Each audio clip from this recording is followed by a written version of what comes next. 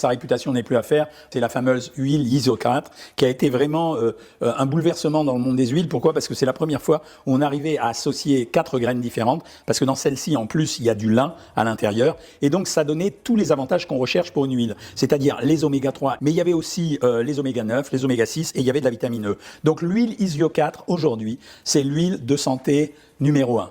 Le problème de cette huile qui se cuit, qui peut servir d'assaisonnement, c'est un peu comme le colza, c'est-à-dire ça n'a pas beaucoup de goût, mais c'est l'huile santé par excellence. Donc les gens qui ont des problèmes de cholestérol, des risques cardiovasculaires, c'est vraiment l'huile qu'il faut utiliser. Bon, là, clairement, je crois que je vais saigner des oreilles. Alors, j'arrête la vidéo, on va respirer un grand coup parce que franchement, là, je sens mon rythme cardiaque qui s'emballe. Alors, si je récapitule ce qui vient d'être dit, l'huile Isio 4 serait merveilleuse parce que c'est un mélange de 4 graines. Ok, d'accord. Et cette huile, elle serait super pour la cuisson et ce serait même l'huile santé numéro 1 pour les gens ayant du cholestérol et des risques cardiovasculaires.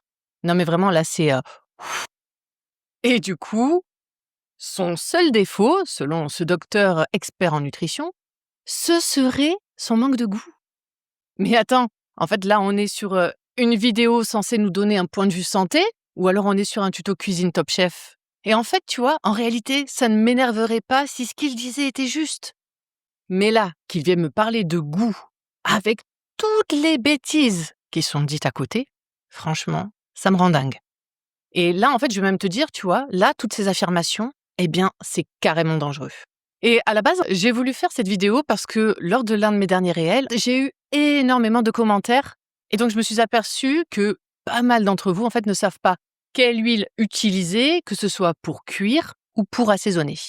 Et honnêtement, tu vois, en tombant sur une telle vidéo, je me dis, mais normal, comment tu veux t'y retrouver quand il y a des figures aussi médiatisées qui te balancent avec un tel aplomb des aberrations pareilles? Alors, je sais ce que tu vas me dire.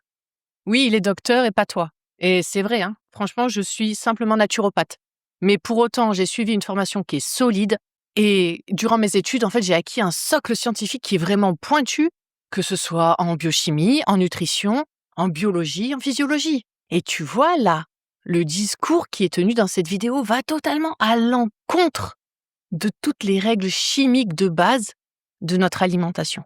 Et je te le dis, si tu écoutes ce genre de conseils, eh bien ça peut avoir de vraies conséquences désastreuses, que ce soit sur tes hormones et aussi sur ton métabolisme. Et donc franchement, peu importe qui prodigue le conseil, vraiment n'écoute jamais les yeux fermés.